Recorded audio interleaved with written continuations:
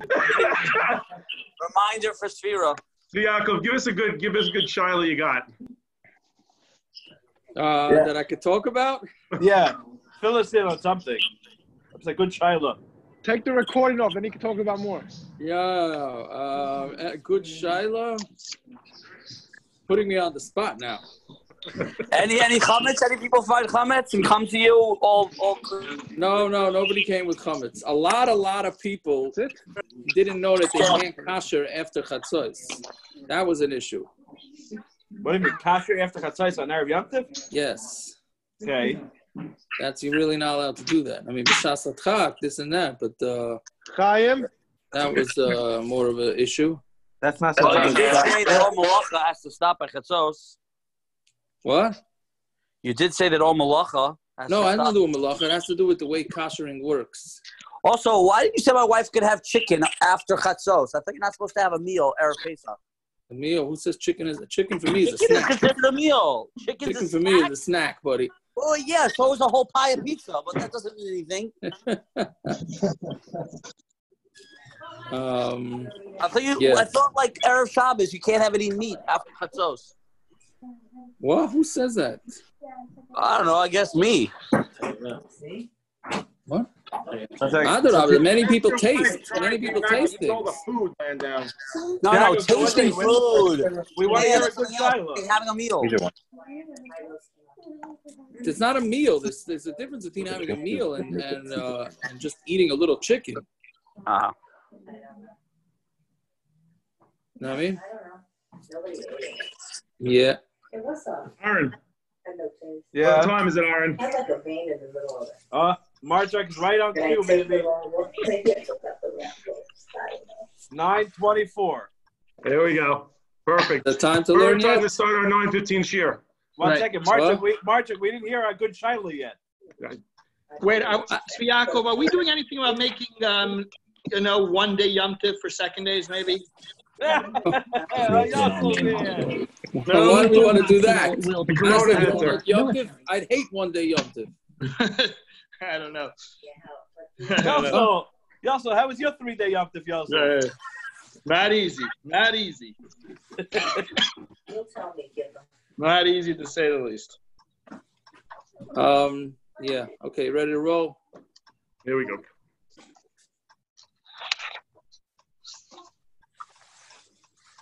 Hold on. Am I supposed to shave for the bris? Oh, that's a good question. On Cholamayid, you really shouldn't.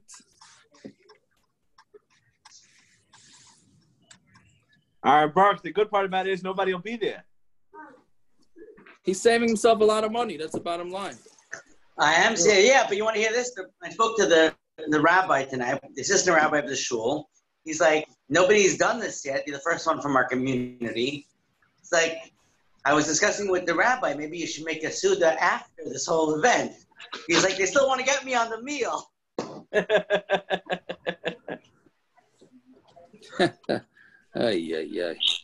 Very good.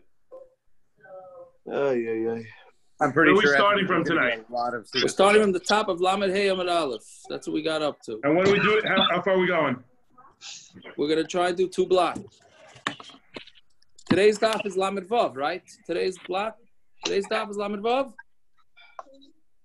Yeah. Yeah? Okay, so it's very short. Lamed Vav Amud Aleph, short. Then we start the next Gemara.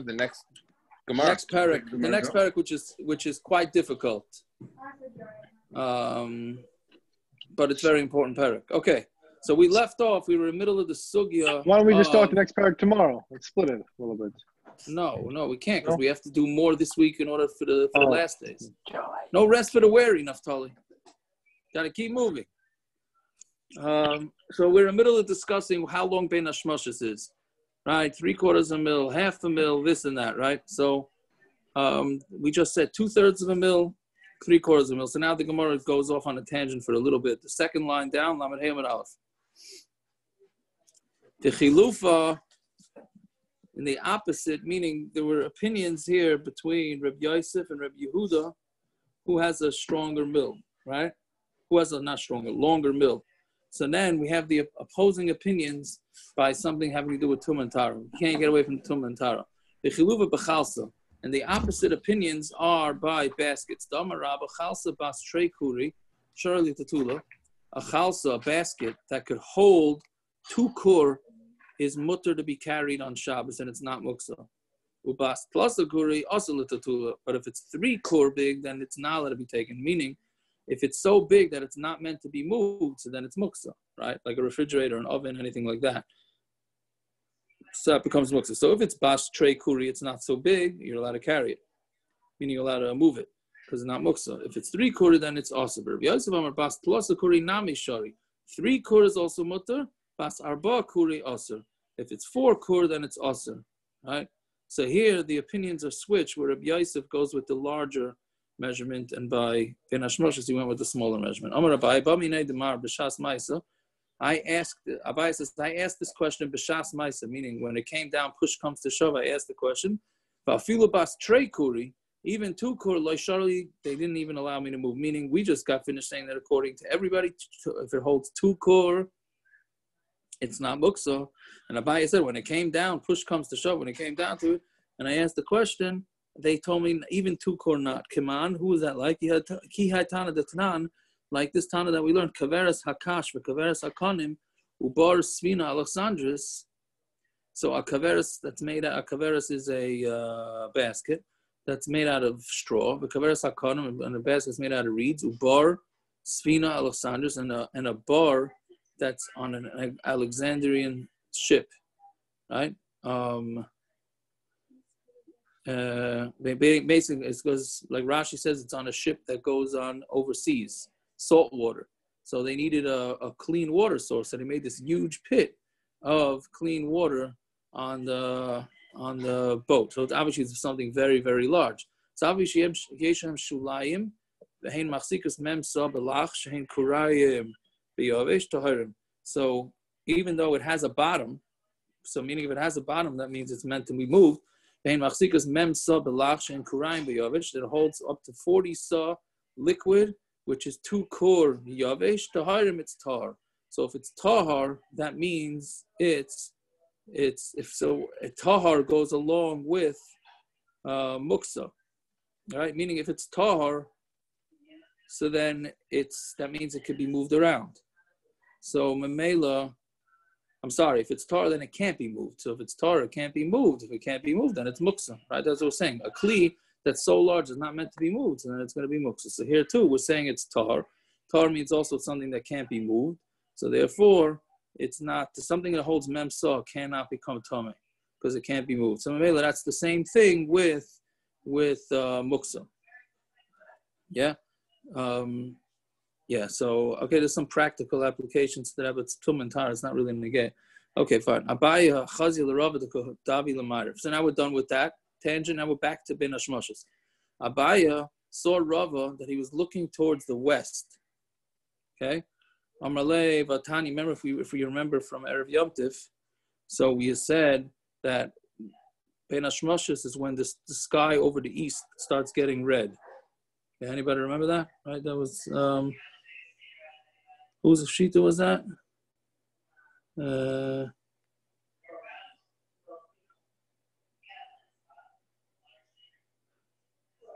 Who was it?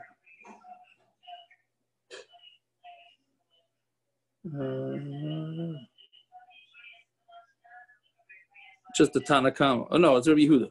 Rabbi Yehuda's opinion is that calls mansha pnei mizrach ma'adimin. As long as the east is still red, so then that's shkia, right? So Abaya chazil Rav the chazil l'mayr. So Abaya looked at Rav and he was looking towards the west. Now we just said that the east gets red. Amar Leva Tanya calls mansha mizrach ma'adimin. So Abaya asked Rav. He said, we said the east gets red. Why are you looking at the west? Amar Leva Misoras pnei mizrach mamish doesn't mean that the east gets lit up red. Lo panim hamadimin esa mizrach. It's the face that makes the east get red, which means that it's coming from the west, right? Because the sun sets. That's practically the way it works. That it goes to the other side of the sky. Yeah, it does. No. I always thought wherever it sets is where you get the color from. No, but a lot of times when you look at the opposite side of where it sets, it gets red over there. Huh? In Arizona. I think so. I think when you look towards the opposite side, it's where that's where it gets. Well, we'll have to try it. Hopefully, it'll be a clear sky tomorrow. Yeah. You report back tomorrow. Yeah. I don't know. Is it going to be clear skies here? Yeah. I don't know. Okay, that was one version of the story. No, partly cloudy tomorrow. Yeah. Rava saw Abaya looking towards the east. When we said that the east gets red, doesn't mean that the actual east. And it's the panim that makes the the east light up. Simon kavasa, and the siman is a window, because the same thing with a window. When you open a window, right? So Rashi says it before. When you open up a window, so a lot of times you can open the window a small amount, and there goes a lot of light on the opposite side of the room, right? Masking to that, Stober? No, you let in a little light. I've seen it by window. Yes. Yes. Okay, I'm trying to remember how it works in terms of. That's the way the windows were in the Beis of Mikdash also. Small on the inside, small on the outside. That was part of the nace. Anyways, so, but that's what it's saying. So it's a little bit of light coming from the source, and then it goes out. Yeah. Am I missing something going on over here? Okay. Fine. Reb Nechemia said that it's in order to walk from Shkia for a half a mil. Huh? So Reb Nechemia says it's as long as it takes to walk half a mil. This Gemara I don't understand. Not that it's mashra, I understand other Gemaras, but I certainly don't understand this Gemara. Okay? If you want to know the amount of time that it takes from sunset till nightfall, according to Reb Nechemia, go when you leave the sun on top of Mount, what do you call it? Har Carmel, the Yorad, and then walk down the mountain, the Yitfal B'Yam, and then Toivel in the Mediterranean. I think it's the Mediterranean, right? And then the Yala, and then go back up the mountain. That's the Shir of Reb Nechemia. Okay? So honestly, why does that give us clarity? Isn't going to depend on how fast you walk. We're saying if you want to know clarity, what it means to walk half a mil, so go on the top of Har Carmel, walk down, dunk in the mikvah, dunk in the water, and then go back up. Right? That's the law. Okay, so I don't know how that gives you any definitive amount of time. Okay, if anybody has anything to share. The problem is that the Carmel, I think, is near the Mediterranean. The problem is the next one. What? The problem is the next line in the Gemara. My neighbor pointed out to me this way. It's by the next one is you're going to see the kivra and the yam. The kivra and the yam is Kinneret. Right. How could the Carmel before be the Mediterranean? Oh, okay. I hear that. I don't know. So maybe that's what's talking about. Maybe it's the Mediterranean. What? I think the Har Carmel is really by the Mediterranean. I don't know. I don't understand the measurement of the shear. Okay. Anyways. And that's Rashi, right? What? Rashi says that the Har that's al Hayam. Which Yam is he referring to? That would be usually the Yam. Yeah, the Yam is the ocean, the sea. Yisrael, they bring down the stira in the bottom of the article. They say it's a stira. What does it say? They say our Gemara is not mashma like that. Our Gemara is mashma, it's the Mediterranean Sea, not the. No. Yerushalmi holds differently, by the way. Yerushalmi holds that there's a like a shortcut down to the Kinneret, and that you have to. It takes like 5 minutes or something like that to run down it at full speed. Is that so? Yeah, I went through it. It was interesting. Okay, I mean that's all right. So the Ber Shamai, this Gemara holds is in the Mediterranean, not in right. Okay, that's what it's at. Let's see. Amar Abchia writes a lyrics be'er of Miriam. Anybody who wants to see the be'er of Miriam, then the be'er of Miriam was the be'er that traveled along with Bnei Yisrael in the Midbar, right? So that they had fresh water. Yala l'rosh HaKarmel. They should go up to the top of Har Carmel. V'yitzap and look. V'yirakim in kvara b'yam. You look for a sifter, something that looks like a sifter in the water. I don't know what that means. V'zui be'er of Miriam, and that is the be'er of Miriam that's hanging out there. Okay. Amarav Mayan Hamataltal Tar, any a Mayan stream that can be carried is Tar V'zeo Be'er Shamiriam, and that is, we know that from Be'er Shamiriam. Okay, so I don't know exactly what a Mayan that's Metaltal is.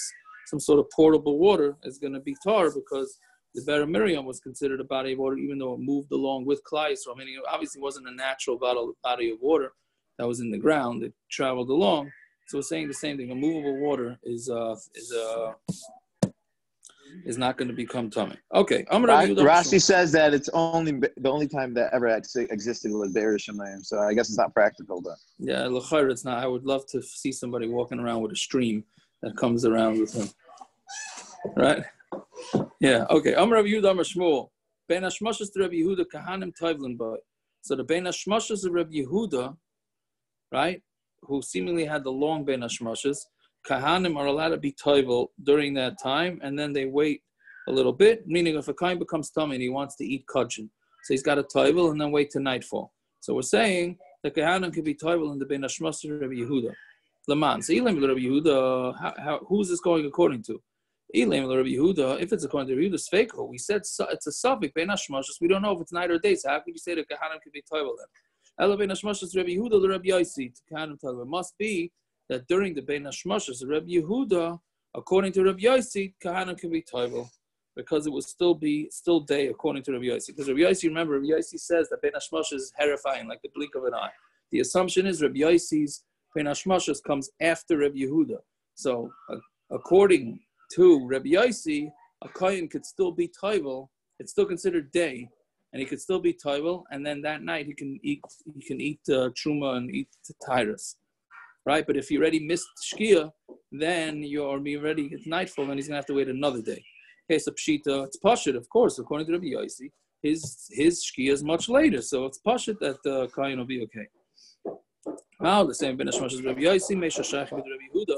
No, because I would have thought that Rabbi yossi's bein Hashmashos is part of what Rabbi Yehuda kamash milan. The shlim bein Hashmashos Rabbi Yehuda v'hadam masal bein Hashmashos Rabbi yossi. No, what it's telling you is that Rabbi yossi and Rabbi Yehuda's bein Hashmashos do not overlap.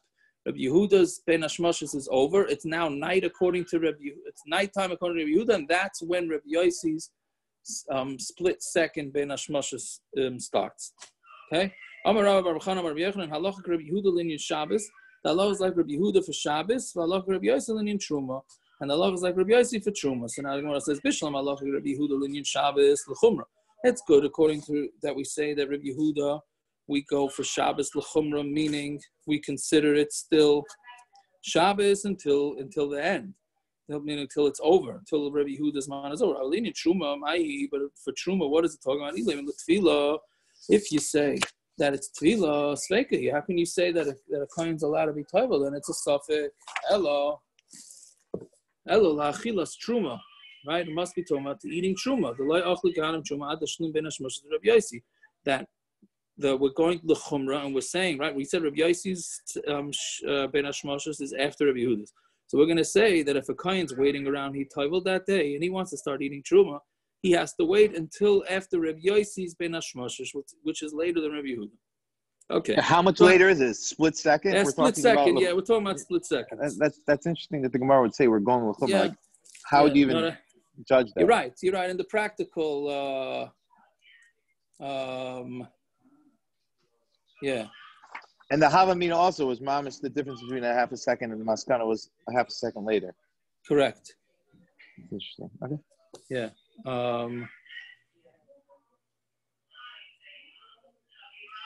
Yeah, okay, so now we get with the classic Gemara. Amar Rabbi Yehuda, Amar Shmuel, right? We have this every shalosh shudas in my house. There's 3 stars out. The Amar Rabbi Yehuda, Amar Shmuel, Koy Chavecher Yoim. If there's only 1 star out, that's considered day. Shnayim bein Hashmashos. If there's 2 stars, you go outside and you look at 2 stars, then it's considered bein Hashmashos.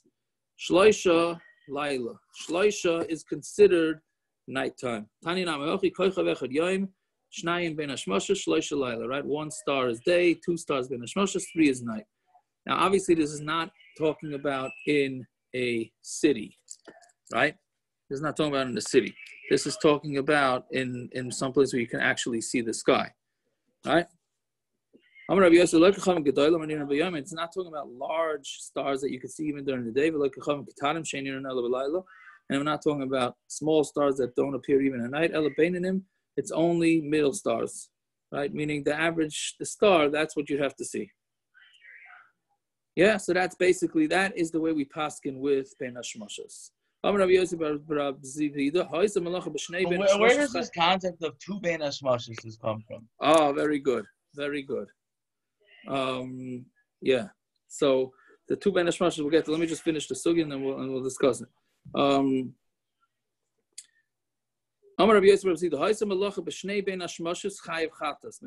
Let's say you do malacha after shkia on Friday night and after shkia on Shabbos afternoon or Motzei Shabbos. So he's saying one of the two you're going to be chayav on. Meaning, do you look at Friday night and say, hey, it's a suffix. We don't know if it's day or it's night. And then you look at Motzei Shabbos and say, hey, it's a suffix. We don't know if it's day or night. So then you wouldn't be chayav achadas because each one is a suffix. But what Gemara is saying, what Rabbi Yossi was saying, no. But if you did a malacha after shkia on Friday night, and then that same week on Motzei Shabbos, meaning you did a malacha after shkia, so then one of those two had to be Shabbos. That's not true. That's not what we said before when it came to the ziva. Because we said it could have been kula yom or kula laila. We don't know. It could have been right, but here. So then this at the time you did it could have been kula yom, or it could have been kula laila. I'm assuming. Rashi said you did the malacha the whole time. What? Rashi you did it throughout. Okay, fine. Yes. You're doing it the whole time. Okay. I don't know why Rashi had to come on to that. Why can't you say you did it at the same amount of minutes after each? Meaning because it could have 15 been minutes after. Okay. Right? Whatever it is, the point is that either way, you don't look at each one individually. You have to look at it to take it the big picture, and therefore you're for sure going to be chayav achadas. Shamai right? The you people that are not, you don't know exactly the shir the rabbanon. So when the sun is on the tops of the trees, it means a dekel, which is a date tree, but I imagine it means any tree, right? So then that's what you have to mainly, the way you have to consider bein Hashmashos is when you see the sun on top of the dekel, right? Aslu sharga. That's when you should light your candles for Shabbos. But what do you do if it's cloudy and you can't see whether the sun's at the top of the trees? But masa chazi tarnagola. If you're in the city, so look at the tarnagol, right? And then when the tarnagolim settle down, that's when you know it's already nighttime. The dabra, when you're in the midbar, arvi, you look at the arvim, at the how do you say arvim? What? Ravens. At the ravens, right? Inami adani. Or you look at this grass. I don't know what the contemporary name for this is, but some sort of flower or grass that moves with the sun. Right? It's a leaf of a gourd. In real life, sunflowers do that. Not tulips? Sunflowers definitely do that. Meaning they go along. So I don't know. Right. Maybe it's tulips open and close. Maybe it's a sunflower. Yeah. It turns with the sun like that. Where the sun, as the sun goes, it goes with the sun. It's a type of gourd plant. I saw it in one of the things over here. I hear. Interesting. Okay, so now getting to what Stroil said. So basically, you have a stira between the Gemara here and the Gemara in Pesachim, whether bein Hashmashos is 3/4 of a mil or it's a full mil, right? So that's just the basic, straight up stira between the two Gemaras. Again, we're going back to a blot ago where we said on the bottom that the different opinions, whether shkia is 3/4 of a mil or an entire mil. An entire mil, so a mil takes 18 minutes to walk. Right, so if you say 3/4 of a mil, so bein Hashmashos is around 50. How does it go? 52 minutes. How does it go? 72. Right. So if it's 4 mil, it's 72. If you say it's 3/4 of a mil, so you got to subtract 18 minutes from that. So what was that? 72, 62, 54. Right. So that's basically that's a stira between the sugyas. Is it 3/4 of a mil or is it a full mil? So there's basically two ways to answer that stira.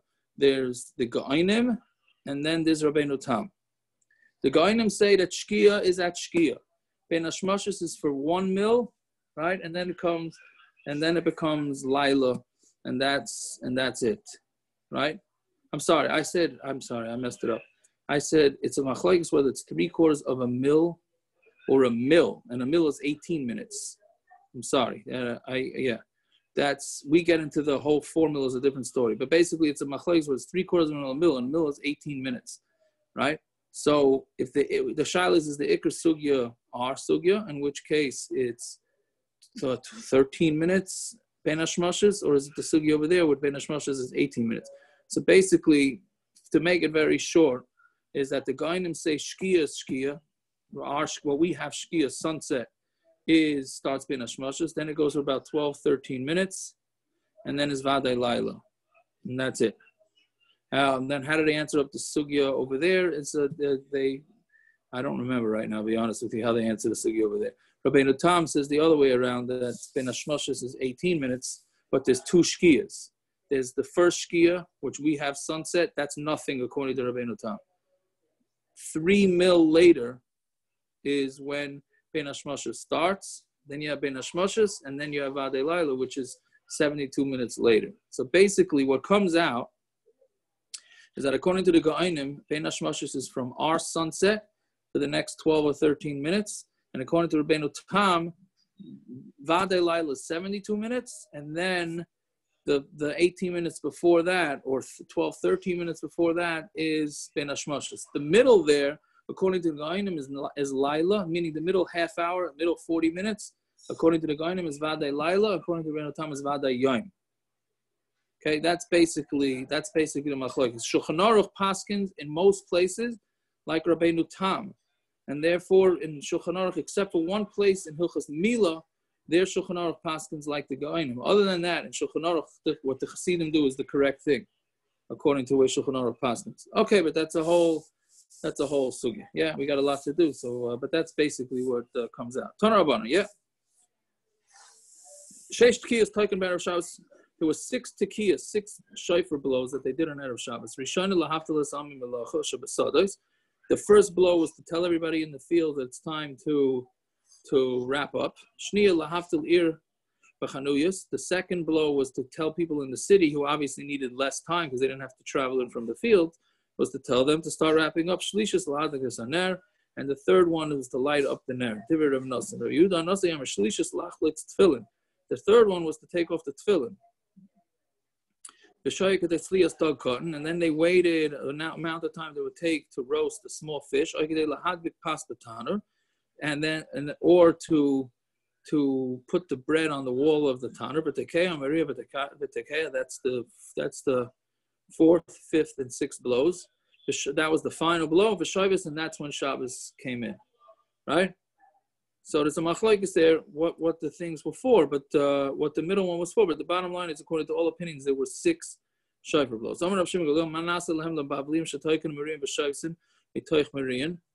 Right? What do we do with the Bavliim? That their minhag was they blew tekiah and a trua, and then shofar mitoich merian. Right? And then they, from the middle trua, that's when they took in Shabbos, taikin and merian havlu chamisha. So then it was only 5. Right, because they didn't do a last tekiah because it was already Shabbos. How can they blow another one? What they did was they blew, they did a tekiah, and then another tekiah, and then a trua, and then shayvs and mitoich marian. Minig obviously saying by you then. Gemara says that was their minig. Their minig was to do it a little different than everybody else. Okay.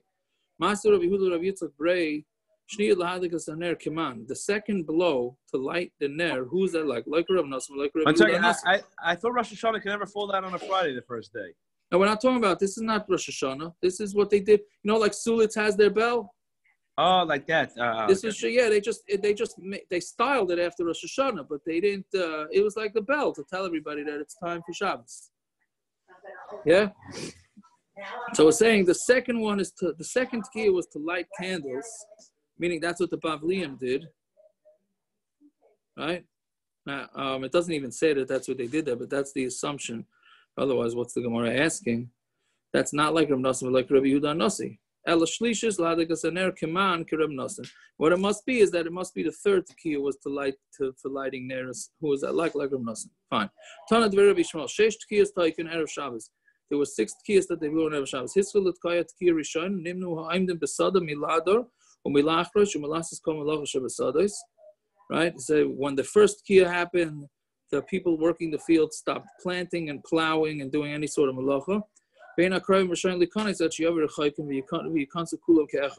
the people that were in the fields that were working closer to the city were not allowed to come into the city until all the people from outside the city. Meaning it was like an achtus.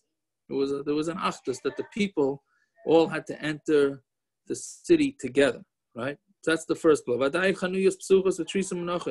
But still, the stores were still open, and the trisin, which is literally means a shield, but they took the shield, the gate in front of the store, and they made that into a table, and that's what they sold their wares with. The trisin were nachin, and the trisin was placed there. Hiskal l'tkoya, tkiyah shniya. Then they blew the second blow. The stalku ha-trisin b'nano al-chanuyos. Then they picked up their trisin, their tables, and they locked up the stores. V'adayin chamim v'nochan al-gabi. How do you read this here?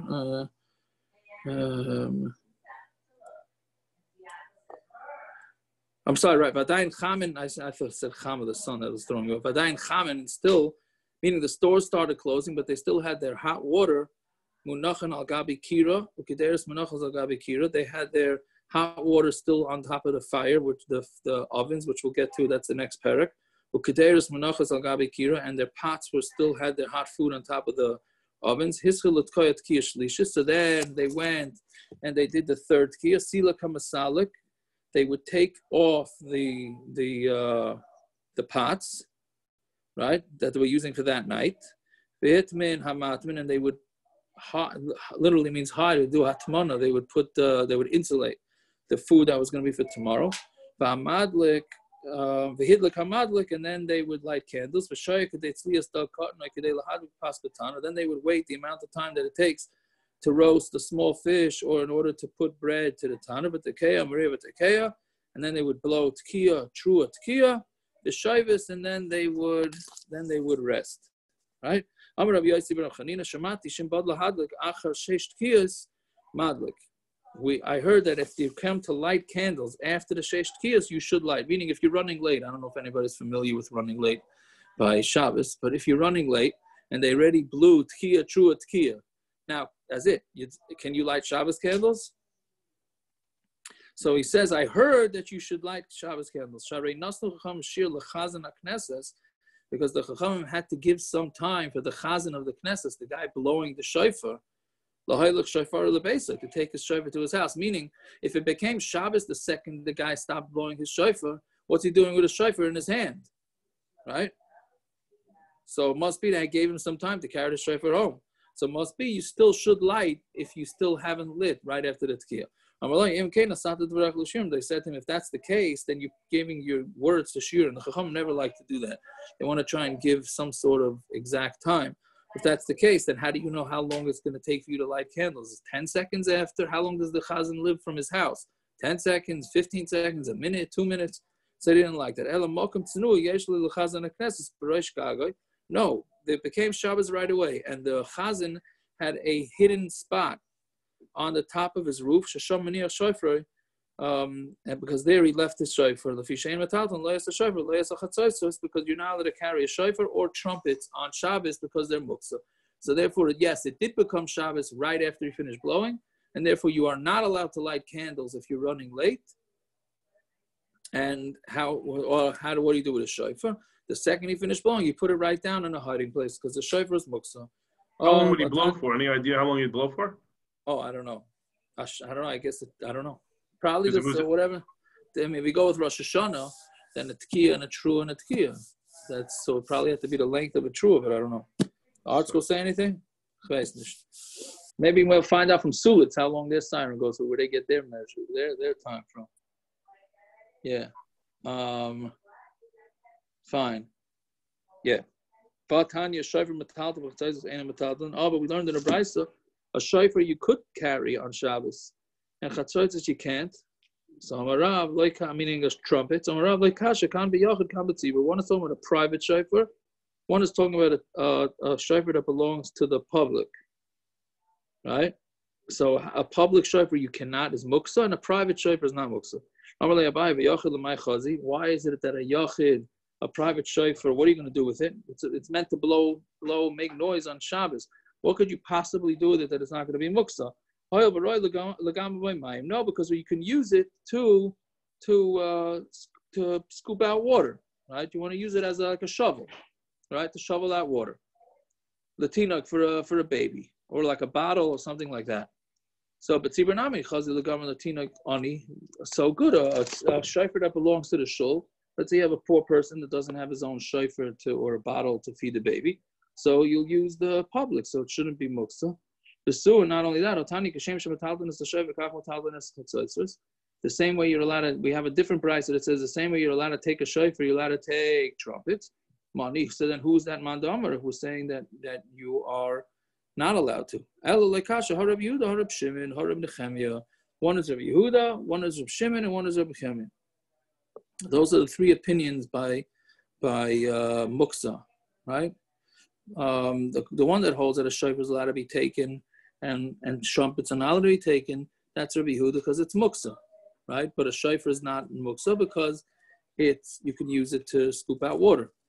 And the one number that says that you could take trumpets and a shofar, that's Reb Shimon, who doesn't hold the muktza at all, which we had a few times already.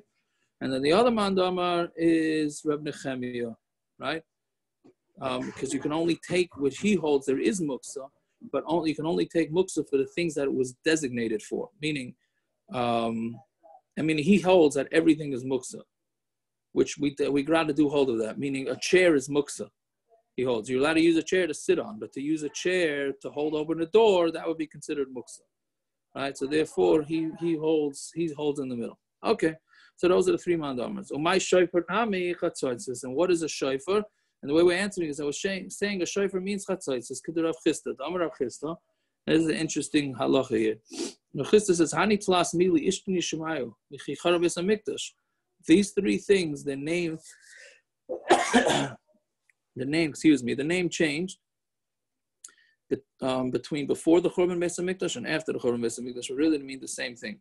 Chatzotzes, shofar, chatzotzes. A chatzotzes we call the shofar, and shofar is called chatzotzes. Chatzotzes is a singular word. Lamai nafkamina. What's the difference if it's called a shofar or a trumpet? The shofar shel Rosh Hashanah. It makes a difference. Shofar shel Rosh Hashanah. Meaning, if you think that it didn't change, so then somebody might tell you, "Oh, chatzotzes, you're allowed to blow," right? So if you go with the natural, not natural, but you go with the original interpretation of a chatzai, so you're going to say, "Oh, I can use a trumpet on Rosh Hashanah." No, what it changed. So what it really meant by chatzai is a shofar. Arava tzavtza arava. So an arava is a, you call it? What's arava? Hadasim. Not hadasim. Arava is a willow, right? And tzavtza is like a weeping willow, which is no good. And tzavtza arava, l'may nafkamina lulav. That's a nafkamina to lulav. It can make a big difference in what you hold, you put into your aravas. Psarta, l'may nafkamina l'mekachum memka. A psarta is big and small, right? So it can make a big difference in mekachum, meaning you go buying from somebody, he says psaira, and he thinks it means something small. And then after the churban, it changes to something large. That can make a big difference in the business world. Yeah. So therefore, those are the three things that you have to know, that the words can be defined differently. This also has a very practical application. Havlila is a beikasi, the stomach. Beikasi is the stomach, and sometimes they call it havlila, and sometimes the beikasi called havlila. My nafkamina l'machat shenimtza b'ubi beisa koises. It's a nafkamina is for a needle that's found in the thickness of the beisa koises, which is the end of the stomach. The mitzad echad ksheru u'mishnei tzadim treifa. From one side it's kosher, from both sides, meaning if it only pokes one side of the stomach, then it's kosher. If it goes straight through, then it's going to be treif. So it depends on which part of the body. This is our art school. Whoever has an art school, they must have the translation of what this means. I don't know if anybody's going to know the art school touch. What I'm saying, what they mean in English. Yeah, So, okay, whatever it is, but those are two parts of the body, so it can make a big difference as to whether the animal is a treifa or not. Yeah, fine. By the way, this does have the where this plays in to the most practical situation is that you have a lot of people hold that nowadays not Chol Yisrael milk is treif because it's treif having nothing to do with the Chol Yisrael issue from Moshe. I don't want to get involved with this because we could talk about this the whole day, right? But basically, they take a needle. Some cows have this gas issue, and the only way to get it to take care of it is by poking the holes in the stomachs of the cows, which, according to the basic din, makes it into a treifa, right? So how do you get around this? So the OU has all sorts of ways to get around this with all sorts of combinations, but the pashut halacha is that these cows become treif. Officially, the Chol Yisrael cows don't have this thing done. I say officially because that's a chilukei deis, whether they do or they don't. But they say around 5 to 10% of the cows get this thing, in which case it's not bottle, and therefore you're not Chol Yisrael milk is considered treif, having nothing to do whether they mix in pig's milk or not. Whatever, that's what this Gemara here. I think. Yaakov, there's also Gemara in Sukkah Lamed Dalet Amud Aleph. That what? This whole Gemara with the Beis HaKos. Oh yeah. I don't know. Simcha just told me he walked by. He's giving me the charger. He's like, "Oh, I had that Gemara. The cow, if it goes through in the stomach." Oh, there you go. Okay, very good, very good, very good. So anyway, so that's what. And now he's back to sports. There you go. Sports. There's no sports. But anyways, so that is the issue with the stomach, the holes in the stomach. Okay, that's a different shmuz with different time. Okay, Amar Ravashi. Afanu nemer Bavel Bursif Bavel. So we saw that Bavel is Bursif and Bursif is Bavel. The my nafkamina. What's the nafkamina? Legite nashim, legite nashim, right? Because as anybody who's learning Gittin, yeah, Moish. Now it's your turn, Perek and Moish. If you're learning Gittin, right, and you bring a get from Bavel, so you have to say they weren't Bekiyim, so you have to say b'fanei nechtam, b'fanei nechtam, correct? You have to say that it was signed and sealed because they don't know what they're talking about. So if the what? I didn't learn Gittin. You didn't learning what? You didn't learn Gittin? Nope. Oh, it was the last year. I'm sorry. Okay. I learned Kedushin. All right. Sorry, you learned Kedushin. All right. Sorry about that. Anyway, so Bursif, Bavel's Bursif. So depending on where it's from, so then that would need you would need to say that witnesses bringing the get would need to say b'fanei nechtam, b'fanei nechtam. Okay. Hadron alach b'mem adlika. Now we start with probably the most practical Perek and Hilchos Shabbos. But it gets a little complicated. And basic hakdama is, which is interesting because art school users have to switch to Gemara. Oh, you got it. Yeah, for art school. No, you still have this Amud. You'll still have this Amud. Not in the English part. You won't have the English. Yeah. Hadron alach Shabbos 1. Yeah, but it kind of ends in the middle of a sentence. Okay. Anyways. Basically, I don't know, it takes a couple of blocks for the Gemara to actually describe this, but there's 3 types of ovens. There's a kira, there's a tanur, and there's a kupach. Okay? So a kira is basically, it has a spot for one pot. A tanur has a spot for, a tanur is more pointy, so it holds in the, I hope I'm saying it correct. How does it go? A tanur is, here you go. I'm sorry, a kira has a place for 2 pots. Kira has a place for 2 pots. Yeah? A tanur has only a spot for one, and it gets pointy at the top, so therefore it keeps the heat in there a lot. And then kupach we'll get to. Kupach is the worst. Yeah? Anyway, so we're talking about a kirah here. Basically, so the reason why we're saying this, for all practical purposes, a kirah keeps in the heat for a lot less. Our ovens and our stovetops, according to Rav Moshe Feinstein, all have a din of a kirah. Okay, so that's why it's important to know the halachas of kirah, because there's different standards, because it holds different amounts of heat. So kirah, zok the Mishnah, kirah shesikul b'kasha v'goa.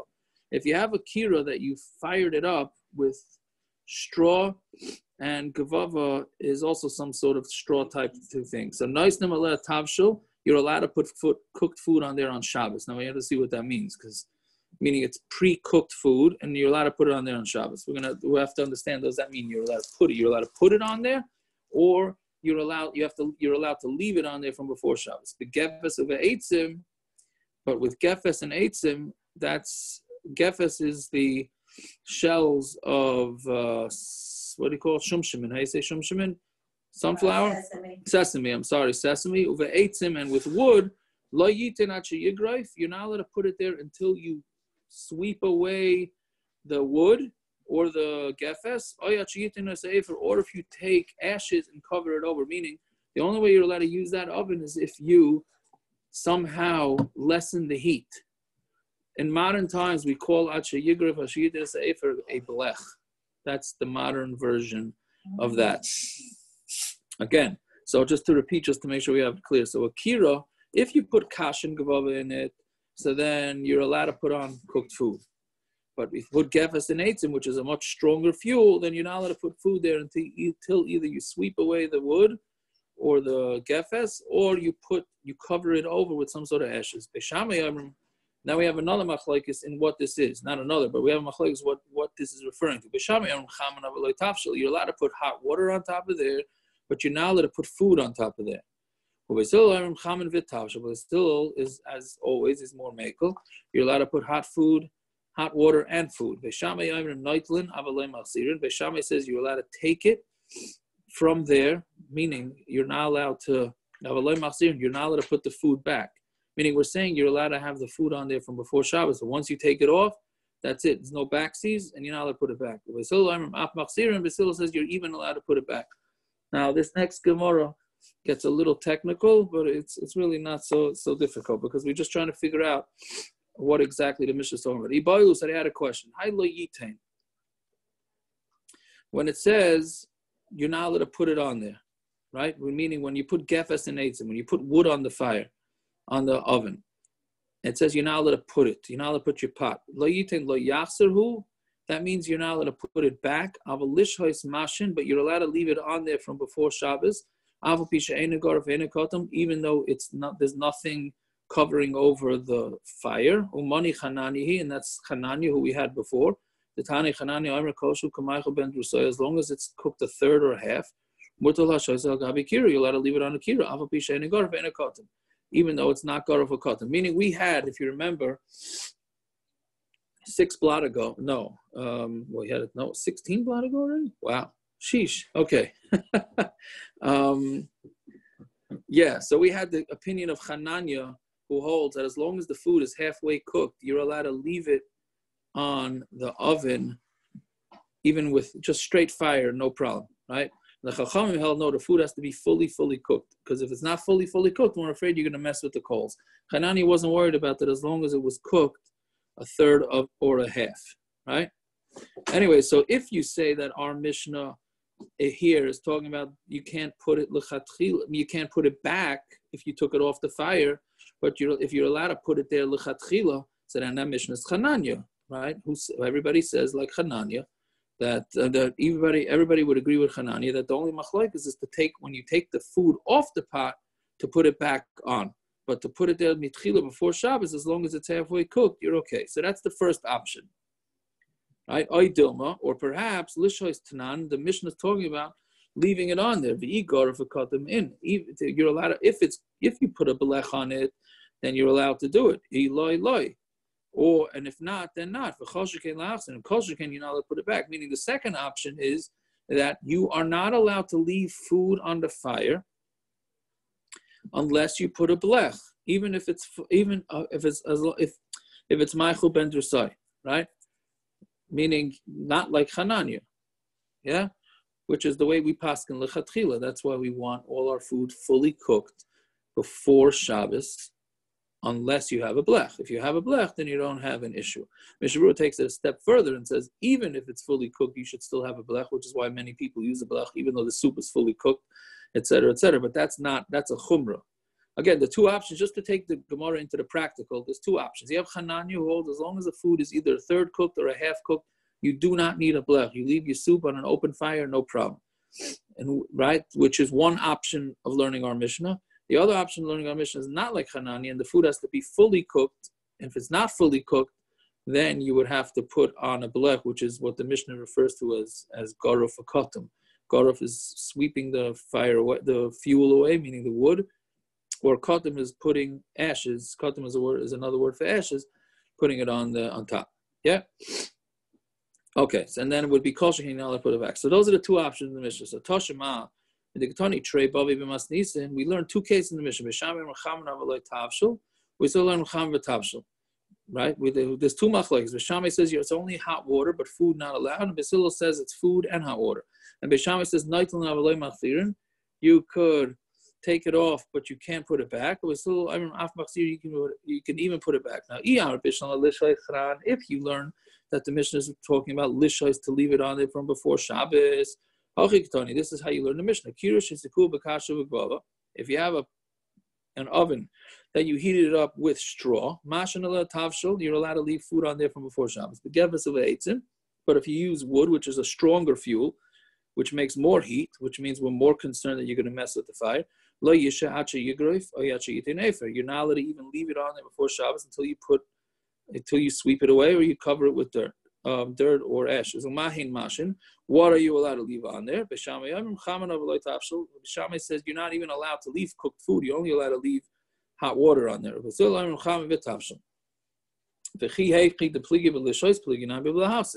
And the same machlokes they have by leaving it on, then they have machlokes of putting it back. Shamai says you're allowed to take it off, you're not allowed to put it back. Basil says you're even allowed to put it back.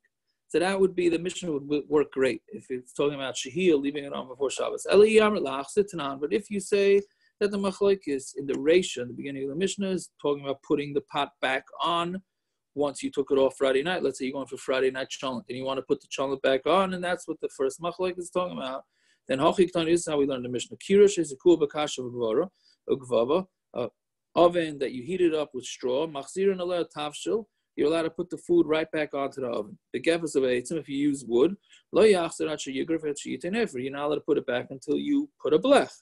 And what are you allowed to put back?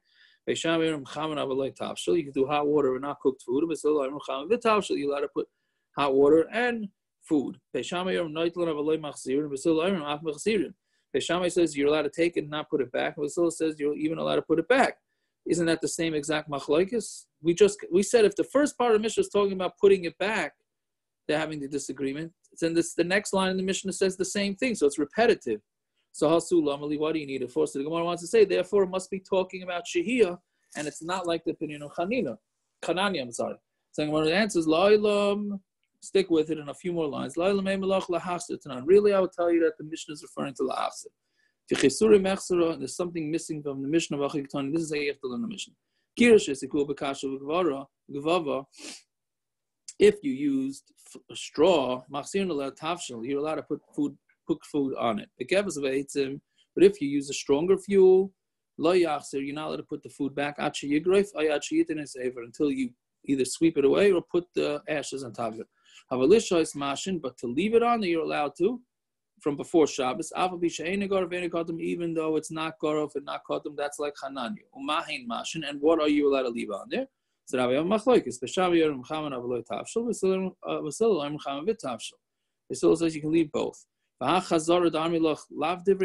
this that we said that you're allowed to put, this is the added part to the Mishnah. And this that we said you're allowed to put the food back, that's not going according to everybody. It's a disagreement between B'Shamai and Hillel. B'Shamai says you're allowed to take it, but you're not allowed to put it back.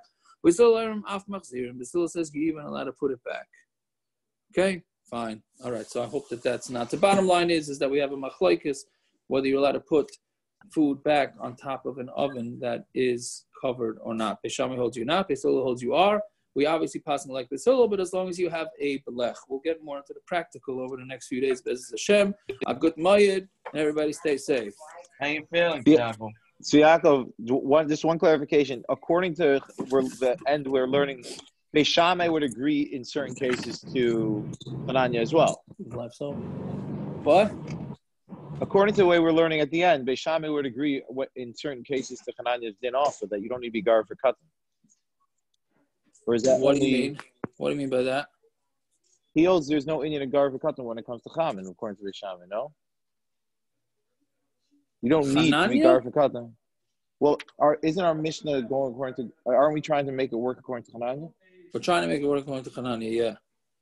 So we're saying that according to Hananiah, even in Beis Shammai, there's certain cases that you don't even have to be gar for cutting?